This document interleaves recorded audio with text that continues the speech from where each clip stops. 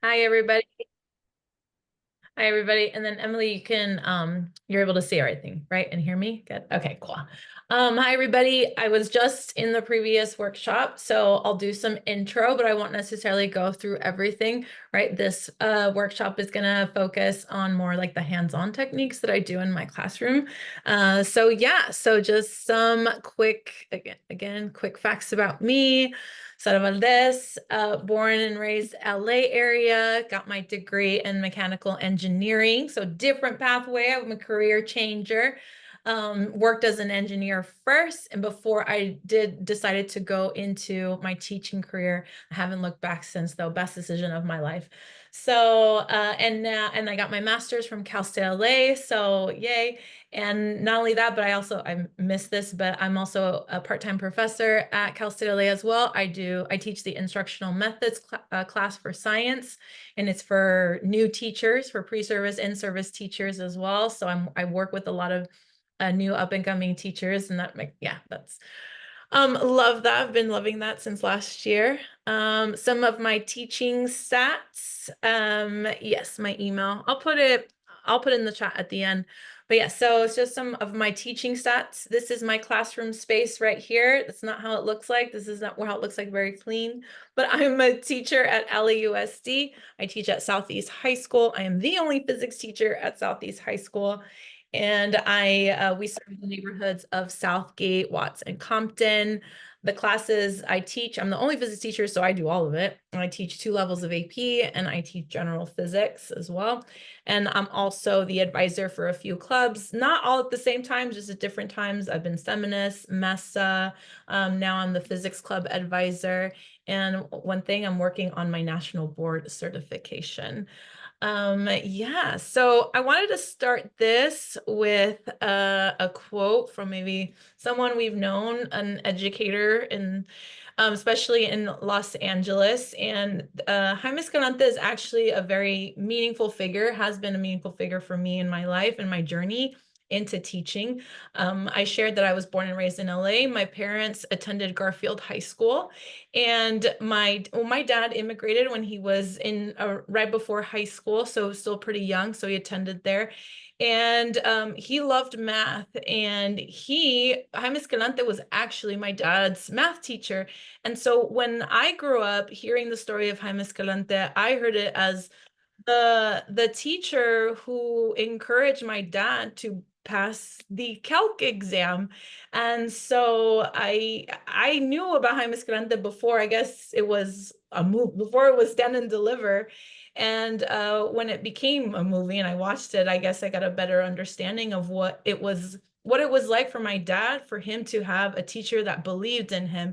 And I love this quote because the last part of the quote, having high expectations, they rise to the level of expectation that they have.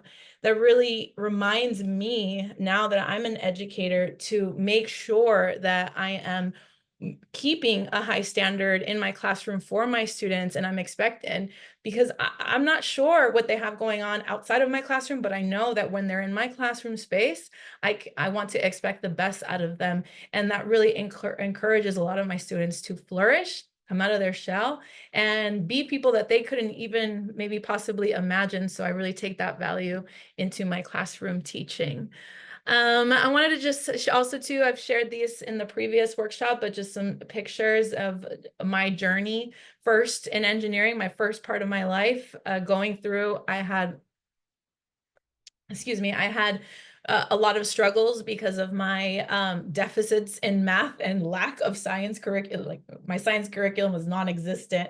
And so but I guess I'm very thankful to have had people believe in me, and the mentorship to push me through and put me in programs and like other experiences, internships and things like that, so that it carried me and it inspired me to got me through the dark times and eventually lead into me working as a full-time engineer. And I said before, but like I loved my engineering career. There's nothing I'm very thankful that I am an engineer. Like that's how I identify myself. But I realize that my work of engineering and problem solving for me flourished way more than it did in the classroom. So working with students and now being in the classroom space, just being in the classroom space has been amazing to share my experiences of hands-on learning with my students through all kinds of projects.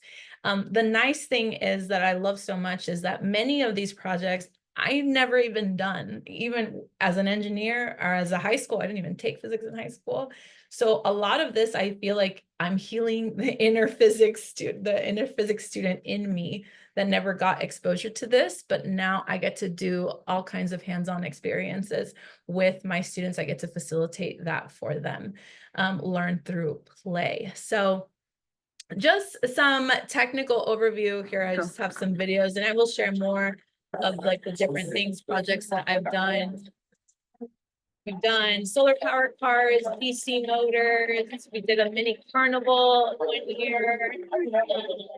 And yeah, so it's just some technical things about science teaching. I teach according to the NGSS curriculum. If we haven't heard, I'm not sure if we have. These are the national science standards that we have in place, and in California specifically, we do want to follow these, right? There is a push for all science teachers to follow this curriculum. So that's what I follow. And what I do like about NGSS is that it does encourage, I'm going to go to the next slide. It encourages more, I feel like more than the content. The content is absolutely important, but more than the content, it encourages these practices. And this is what I'm sharing right now. These different practices that I feel are important for all humans, not necessarily just scientists, for all of us to develop these skills of asking questions, of analyzing data, of being able to use models, of being able to use math. I think these skills are important for all humanity, regardless of whether you're an official engineer or official scientist or not. Because I have found myself in just general life situations where I've had to use some of these skills. And then being in the science classroom now, I realize that a lot of our students, I teach high school, and so a lot of my students lack a lot of they come in not knowing how to do a lot of these things, and I'm like, no, we have to work on these things just so you can be a citizen of science, just a general citizen of science, not necessarily a scientist, I hope so, but maybe just in general, so that I want them to feel empowered in their ability to participate in science activities, math-based activities, regardless of what they choose to go to in their career. So again, I like that NGSS pushes these practices, and I've taken that and I've kind of made my version of what that looks like in the classroom. So that is what I'll share. How do I do it? I feel like I have 4 categories of ways that I create science experiences in my classroom. We got demos, we got inquiry-based activities, project-based learning, and then also interactive community builders. So those are like my 4 key categories of okay, what are we doing today? Making sure that every day is using one, if not more, of these kind of strategies in my science classroom. So I thought with this workshop, I could also, let's do some demos. So if y'all are in here willing to participate in the chat, I'm going to ask you some questions and some science questions, and then we can see what happens. Let's do some demonstrations. I'm going to start with the very basic demonstration. And here I have, that's me. It's me in my classroom. I am holding 2 objects, different sizes. One's an orange, one's a lemon. Okay, so one's heavier, one's lighter. I'm going to drop them at the same time, and they're going to fall. Okay, and my question would be, which one, that's what I ask all students, which will land first? The lighter object, the heavier object, both? So if you can take just a guess, make a prediction in the chat, which is going to land first?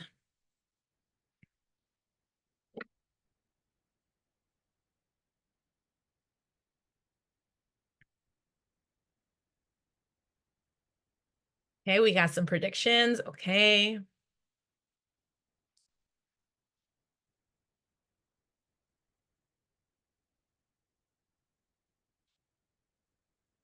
So some people say heavier, some people say lighter. That's what I'm seeing.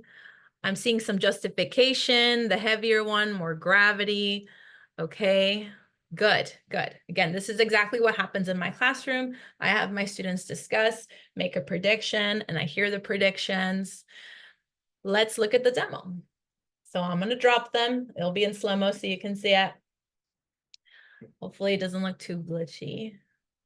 But you can see the two objects. I let them go and they land on the table at the same time.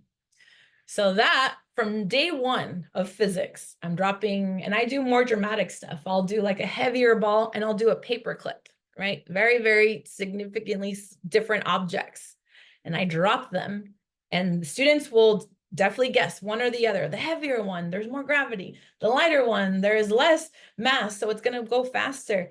And it's like, nope, both of them fall and they land at the same time.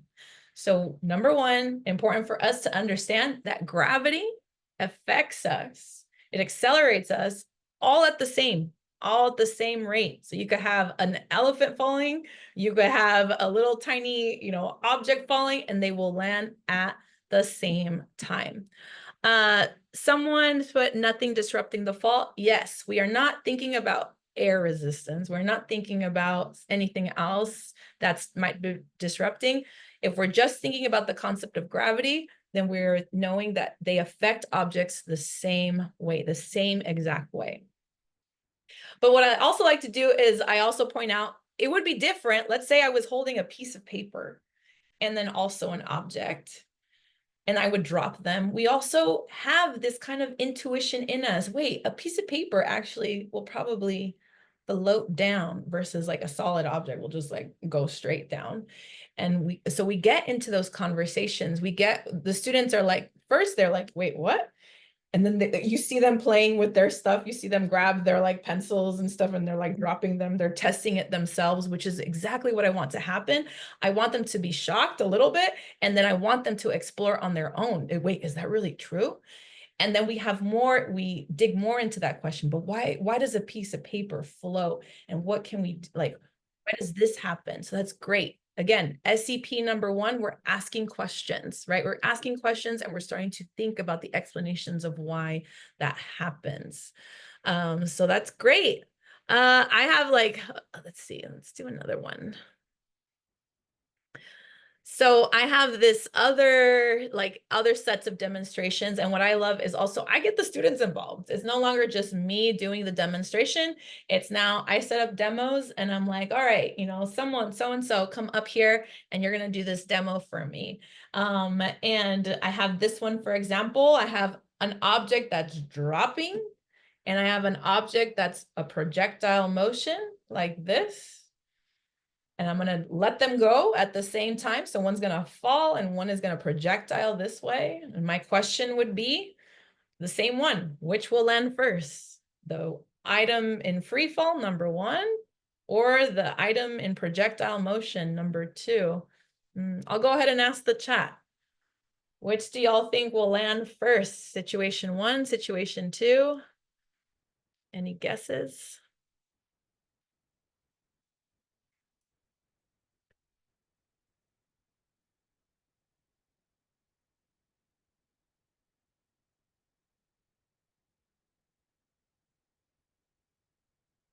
Number one. Okay, again, different guesses. Number ones, number twos. I like how I see an explanation that number two, it's being forced out. Let's watch the demo. This is my student from a few years back. I have this little mechanism machine that like does the whole demo where it like lets an object drop and it projectiles one. And we can see. Boom. So if we see, I think it happened. They land at the same time. So going back to what we learned from previous about gravity, Okay, we learned about gravity, that it affects objects at the same acceleration no matter what. That concept also holds true even when we have a projectile motion. Even though this object is projectile this way in the X, now we're talking about math in the X and Y. In the X, gravity is pulling you downward. So the downward acceleration is still the same for both. If they're at the same height, then they're going to fall at the same rate. So again, another thing of like, what? For our students. And we go from there and talking about different kinds of motion and motion in 2 dimensions. I have other examples. This is one that students like, that I have the students actually do like a physical, they have to build something. But let's do this one. Rolling now. We're talking about rolling. We're not talking about falling anymore. We got a ramp and we got these objects. I have object A, B, and C. You can see that C is like a solid cylinder. B is a cylinder, it's hollow, but it's still like in the middle. And A is a thin cylinder. And take a guess. Which object wins the race? Let's assume just magically that they're all the same size and mass somehow. So that is not a factor. The only difference is the way that they're shaped. Let's take a guess. If I roll these objects down a ramp, which one's going to win? I see some votes for C. C. Oh. We're going back from the previous guesses, the same time, all of them. Any other guesses? Oh.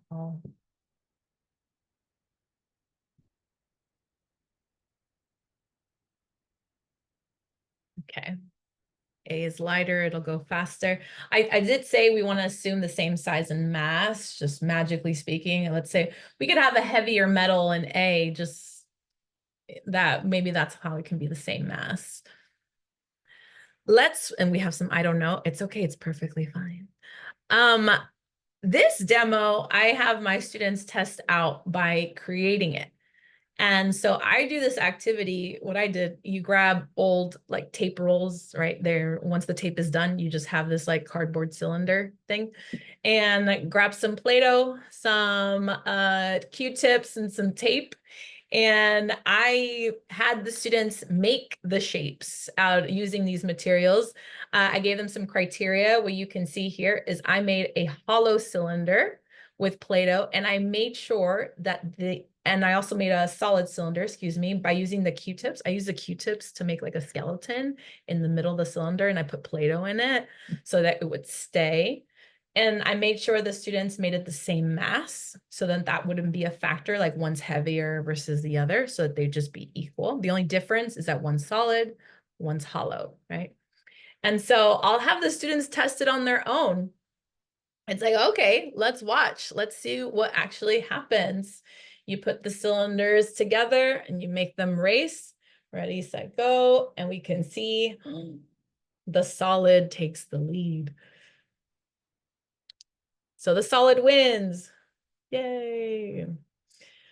And this kind of demonstration, again, brings up all kinds of conversations like, why? Like, why is the solid one? And then they even play with their objects more by adding more mass to see what would happen, changing the shape, putting mass in different ways. The Play-Doh makes it really easy so we can change the shape. Someone put air resistance. It actually just has to do with the shape. So because it's solid, the solid cylinder, you have more of the mass in the center.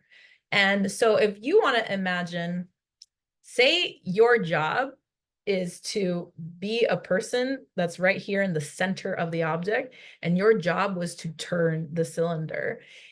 It would be really hard if you were in the hollow one. If your job was to turn the cylinder, you'd have to reach really far out there to the edge to then get everything spinning. But if you are here in the solid cylinder in the middle, all of the mass is like closer to you.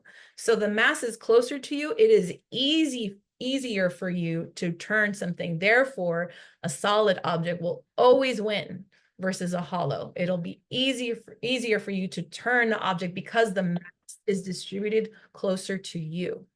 So that is why. So just learning some science. Did we learn science today? Something? Yes, yes. Yay, good. Again, love the demos because it gets the students doing that SCP, asking the questions, thinking, maybe even frustrated. Some of the students get mad. They're like, what? It goes against what they thought. But it's good. That's what you want. You want some engagement. You want excitement in the classroom and ownership. I like that some of these demos, right? It's not just me doing it. It's the students doing it as well. And it's the students figuring it out for themselves. So the interactive demonstrations, very, very important, something I do in the classroom. And I took this, I want to share, I even took it so far during the pandemic, we're virtual. I was like, we could still do this.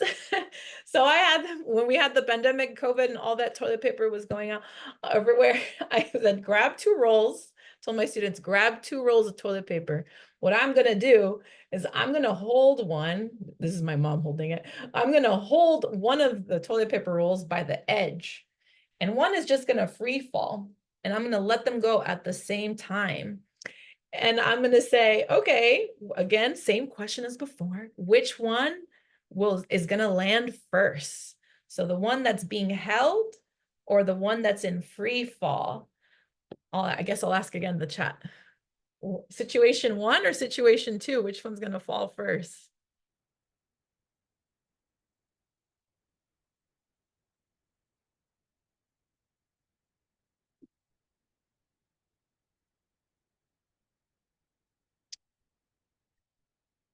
Same. Free fall. Okay. Again, different votes, same. Let's watch. In slow-mo. At this point, I don't know. That's okay. That's the point. We're exploring. So yeah, so again, one's being held, one's going to be free fall. Right now, they're both being held, but my mom's going to take out the thing so that they both fall or like they both let go at the same time. Here we go. And then boom, free fall takes the lead. And then you see that the free fall one wins. You want to think about it like, oh, I'm holding one, right? I'm holding one of the rolls and I'm holding the edge. So it's no longer just gravity. It's me as well holding the roll up. So that's going to work against gravity. Whereas the free fall one is just gravity. But in the one I'm holding one up, I'm applying a force upward and I'm trying to go against gravity. So the roll therefore doesn't just free fall. It's both the forces are there. There's other reasons too, because it's rolling. The one that's rolling versus the free fall is just falling. The rolling takes up more energy. Energy is conserved. We see what happens. There's rolling energy and there's also falling energy in the first situation. So it takes up more of the energy. That's why it's slower. So it falls slower. Someone's saying I would fail all of your exams. No, but this is the point. The point of the demos, right, is to explore the concepts. Some of the stuff in science, we have to take an approach of we are the explorers, right? And yes, there are right or wrong answers, but really what I want to see is my students are exploring. That is the standard. Again, are they meeting the practices? Are they asking questions? Are they coming up with explanations? My exam question would not necessarily be like, which one land first? It would be explain why it would happen, right? And that brings up a good point, actually. I want to ask another question, not a demo question, but a more emotional question. How did we feel as we're watching these demonstrations? Did y'all feel confident answering? Did y'all feel confident predicting?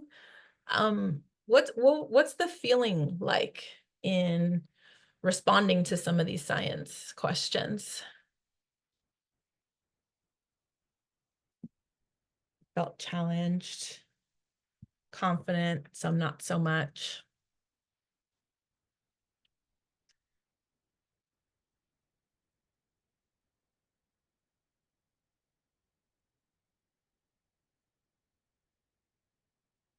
Good. There was great because it's a guess. There's no right or wrong answer. Okay, good. Confident, but okay with being wrong. Made me think, analyze. Good. Challenge in a good way. Thinking caps. Yes, our brains are working and it's early in the morning. Well, not that early anymore, but still thinking caps on. Yes. Something when I think of this, of my students in the classroom, a lot of my students, when I'm asking these, make a prediction, tell me which one's going to land first. A lot of my students are silent. A lot of my students are scared to make a prediction. They're scared because they're scared of being wrong, right? They're going to say the wrong one, and then the other one's going to win, right? The other toilet paper roll is going to win. And all of a sudden, they're the dumb one. That's what they think, right? So they'd rather be silent than participate and engage in the activity. And so that's definitely something I notice, and I feel sad. That makes me really sad that my students feel that way. I want them to feel opposite. I want them to feel, regardless of whether they got it wrong or right, I want them to feel excited or just curious, and want them to understand, like, hey, we're learning here. We're in this learning space. It is uncomfortable to be wrong. Yes, it is. I think it is. But it's okay. We can work through that discomfort, and we can not come from a place of non-judgment in the science classroom. Oftentimes I teach physics, and physics is said to be in our science teaching world, physics is said to be based off like not easier, because it is hard because of the math part, but just conceptually speaking, like the demos that I just showed you, it is said to be more intuitive. That is a big conversation in science. Oh yeah, physics, it's great because it's really intuitive, right? But I think, especially as a Latina physics teacher, right? But when we talk about physics, whose intuition has been centered this whole time in physics education and science education, whose intuition has been centered? And it's not mine. It's definitely not mine. It's not a female, first generation Latina in a science that has, it's not my voice that has been centered, right? And so we tend to think, I think that's very problematic in science, because we tend to think that we're just basing our science understanding off of the learnings of one group of people, right? Historically speaking, the people who have published scientific journals, they're all been white males, right? And so a lot of voices in science have been completely left out of the picture. A lot of questions that maybe we've had, challenges, have been left out of the conversations. So I come from this place where I see my students feel discouraged in participating in the sciences. And me too, growing up, me too as well. But I guess I wonder, like, could it be because we, again, don't see ourselves as scientists? Like our science understanding and our understanding of the natural world has not been, is not heard, is often not seen, is not listened to, is not asked. No one is asking me how I think about physics, right? No one's asking me about how I understand physics. I'm reading about how other people have understand physics, and I'm expected to teach that. So, yeah, I think about that. And in the background of this slide too, I have this image of Tikal, Guatemala. I'm not sure if y'all are familiar with this region, but I think about ancestors who had an understanding of science. In physics, we understand there is like a big thing about Isaac Newton being the father of physics. But Isaac Newton was around in the 1600s. That wasn't that long ago. What's that, like 400 years ago? There was science before Isaac Newton. Like, people understood science before him, and the proof is there because we've had ancient civilizations who had created these amazing like societies. And I'm going to go to the next slide. We have these wonders of the world that existed way before these published scientists did. And they're wonders because we're like, oh, how could they have done that? with how could they have built water reservoirs and plumbing systems? How could they have created all these things and constructed this without the technology that they had? Well, it's because they understood science. It's because they understood physics too. But their understandings, again, have been left out historically of what are modern conversations of science. So that's a little frustrating for me as a Latina physicist, to be challenged with that, with my understanding of physics to not be highlighted, to be, if anything, silenced. But I want to remind also to y'all and my students too, that it is in us. Science is in all of us. And we can see that from our ancestors and again, the creations that they have, what has brought us to this point in time. So I want them to remember that and to feel that, no, you are a scientist. You can be a scientist. You have it in you. It's not just something that this one group of people do. It's something that we can all participate in, and we should participate in. So I wanted to share, again, I said 4 categories. What time is it? Yeah, other categories of things that I do for hands-on. I talked about demonstrations. That's number 1, making sure we have the wonder and questions out there. We're moving from that discomfort of not knowing and being okay with not knowing. We're accepting the fact that we don't know everything, and that's okay. And that we're still learning, and we're going to forget too. Just because I saw it once doesn't mean I'm going to remember next time, right? It takes a while. The next part of my strategies for bringing in, science in the classroom, making it more hands-on, is through inquiry-based activities. What this means is this is now more guided exploration and more technical, like guided exploration. This is now the students are exploring concepts more in detail, and whatever we learn, and I talk about the concepts, we then unpack them through hands-on activities.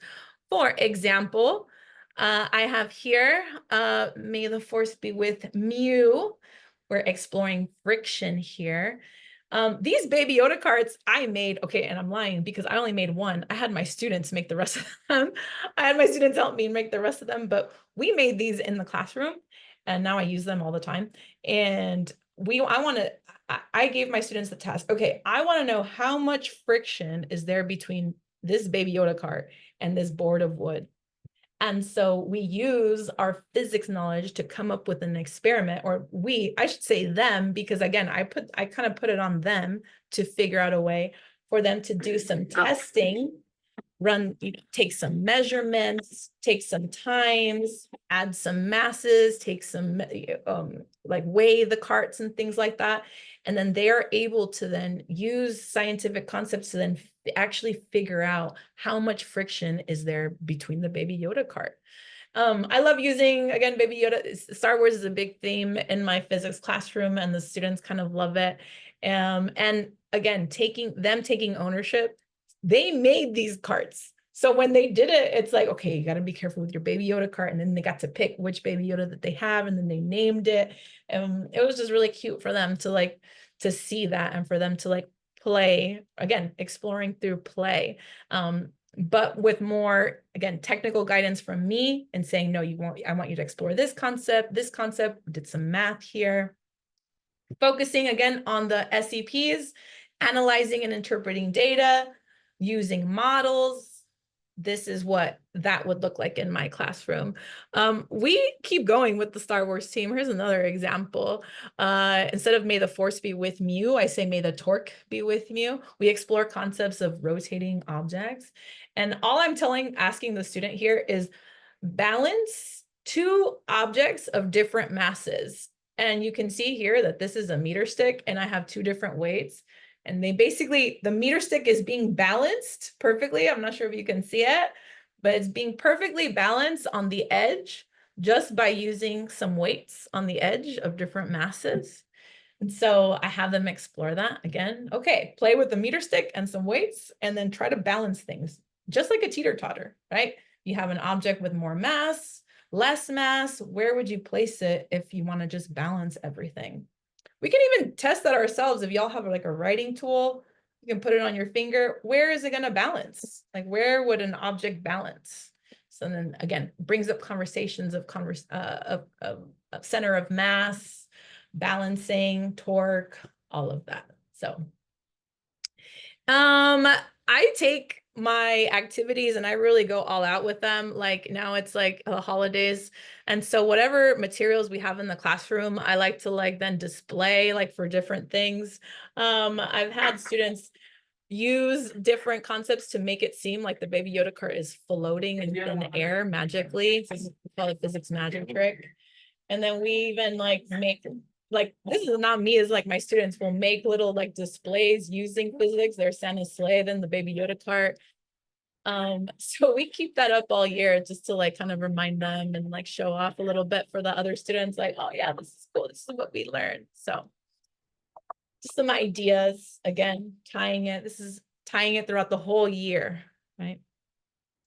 Okay, so that's inquiry based. Again, more guided, like specific technical guidance through science concepts. Once we go through that, at the more towards the end of the year, I then shift to project-based learning. And this is where now my students, this is open. This is like not me necessarily giving a concept. This is me giving them a challenge, and they got to do whatever they got to do to meet that challenge. This is fun because now all of a sudden my students are coming up with, they're doing research and they're coming up with like cool ways to like build something. So I wanted my students to make a rover or something with solar power. And like, we decided to, well, I love space too, to like make little baby rovers, solar power rovers that work.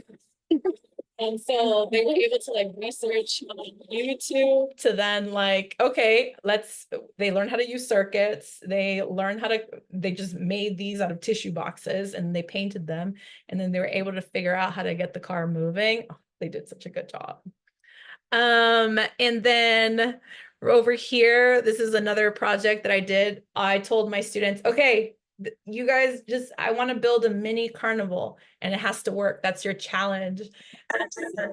They had to, yeah, there is YouTube, first of all, is a great resource. All they did was YouTube different videos, DIY mini carnival, and there's all these videos that they can use and then adapt. That's the best part. Again, they're exploring building, construction, engineering. They're using electronics. I'm providing guidance more as a coach, but they're doing a lot of the research base. This was awesome. We even did like a little showcase and stuff for our school. So that was pretty cool. And what my students have learned through this is like, oh my God, just because, and this is true for all of us, because even like on Instagram, they'll have DIY, like home building activities. And it's like, it's always way harder than the video looks, right? The video will get something done in 10 minutes and it's like, nope, it never works out the first way. That's okay. That's the problem solving. That's the engineering aspect in it. It's like, okay, what do we got to adjust there so that we can make this stuff work?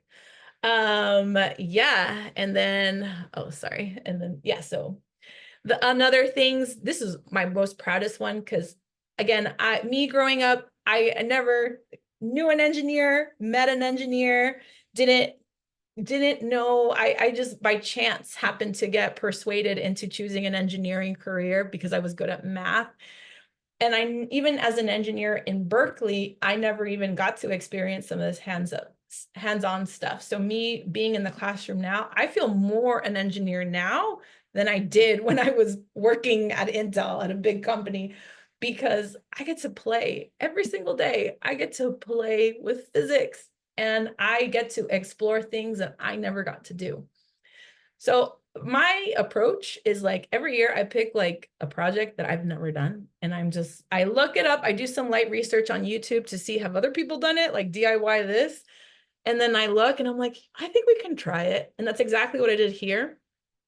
We have DC motors that we use in the carnival, the previous slide, when I was sharing the carnival rides, they use little DC motors. But I was like, can we take it a step farther? What if we build those DC motors from scratch? Because those DC motors you can buy on Amazon for pretty cheap, actually. DC motors, you can be buying for like $5, $6. But I was like, but can we make one from scratch? And we did. And so I tasked the students with making a DC motor. We had to, and I say we because that includes me, I had to learn about electricity and magnetism. I had to learn way more in depth about circuits and rotation. And I had to I had to get some drills, I had to get some soldering. And here we were. The other teachers were laughing at me because they were like, Ms. Valdez, your classroom sounds like a construction site, because it does. You hear drills, there's like sawing. You walk by my classroom and we're like, hard hats, and they're wearing safety glasses. And my whole thing is like a whole construction site. But this was the thing I'm most proud of, that we were able to get it to work. We did build the motor, we hooked it up to a power source, and look at that spin. This is an exact motor of what would be inside an electric car. So my car has this type of motor inside. They have electric cars have this motor. A Tesla would have this.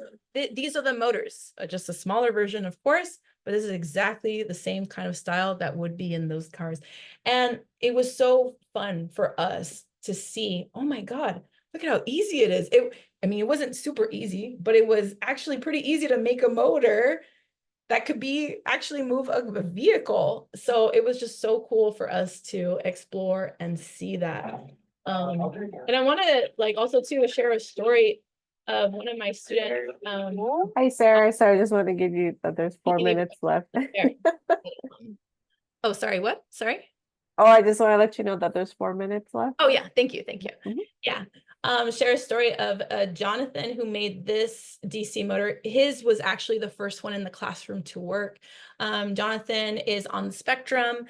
He is and we all know our classroom is a very inclusive space. So I'm very thankful that all my students that had nothing to do.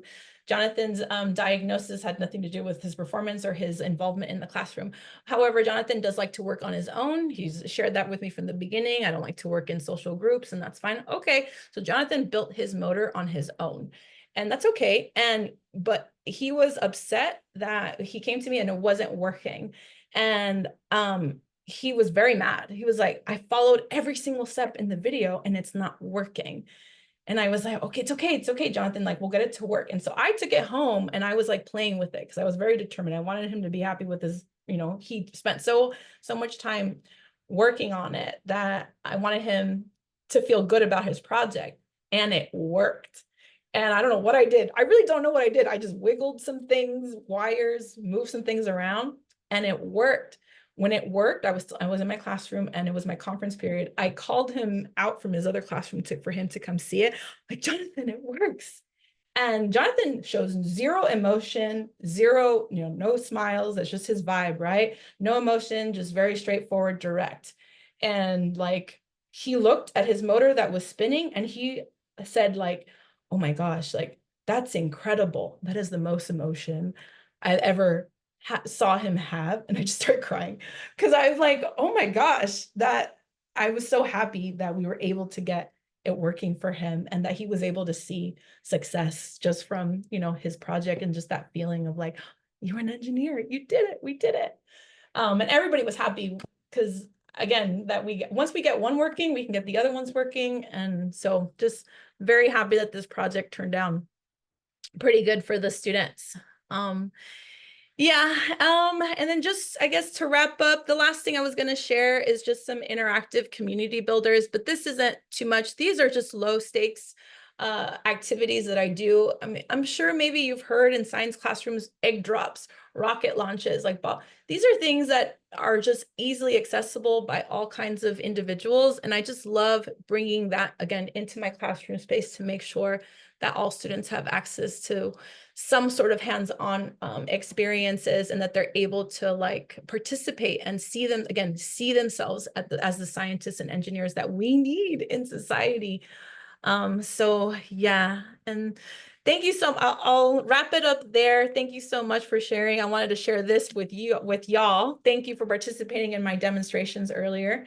Now that you've graduated from this workshop, everyone else can just say curly fries, but now y'all are smarties, and you can now call these rotatos. So thank you.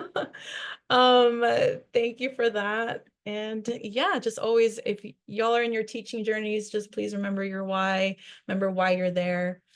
keep your intention set and do it with your heart. That's what I would say. My Instagram stem from the heart. So thank you for having me. And then for the audience, I'm going to put 2 links in the chat. So we have opportunity drawing and survey link. And then if you are planning on joining us for our last session, which is our panel discussion, and that's what we're also going to do opportunity drawing. There are gift cards at stake that's happening at the end of the panel. Those are the 2 links. And then Sarah, I also went ahead and put 3 questions you have throughout the entire presentation in there. Good. Yeah. I want to answer the question about funding materials. So there is funding. Like I work for LAUSD, right? We're set to have, we struggle with funding here and there, but there is funding. And I'm very thankful to be working in a department where we hustle and we figure out how to get access to that funding that's there. So I've actually, in my science career, like we talk about working in a public school, a Title I, I've had really, really good access to purchase materials that I've needed. I'm very, very thankful. And that has to do, right? My district is providing it for me, but that also has to do with me, my willingness to go and seek it out, and also the support of my department and my administration to then help me and go and get some of that funding so I can provide those things in my classroom. Also, too, other small things that I've done, donors choose is always great. Like for working on like quick projects like that, I think the building materials for my DC motors, that's how I got it. Donors choose is really great for getting stuff for your classroom. Very, very like really great. And then wish lists too. I've been able, that's how I build like all my workspace. So yes, it's out there. There is money out there for students. We just have to go and find it, but it's there. I promise. It is very much there. So, and then someone asked about electronics. So I mentioned previously that Cal State LA offers science workshops and I teach them. So like I showed you there's a solar powered, like the cars that I do that workshop in those Cal State LA workshops where I work with new or pre-service elementary teachers where they come in and then we do science together. And so I facilitate the workshop with them as if they were like my high school students, right? And so it's their way of learning how we can do this. And so we kind of talk about how that looks like, how that might look like in elementary classrooms and middle school classrooms and so forth. So participating in those kind of workshops would be my biggest advice, is to seek them out. I know Cal State LA does them. I'm not sure if other Cal States also around the area will do them, but that's a way to get more knowledge. And also YouTube, DIY, you can learn a lot on YouTube. So for CSU LA, do you already need to be an educator? No, it's for pre-service teachers as well. So even if you're just a student, you're very welcome to come. Most of them are pre-service. Most of the attendees are pre-service teachers. Any other questions? Thank you. Thank you, everybody. Thank you for letting me share my stories.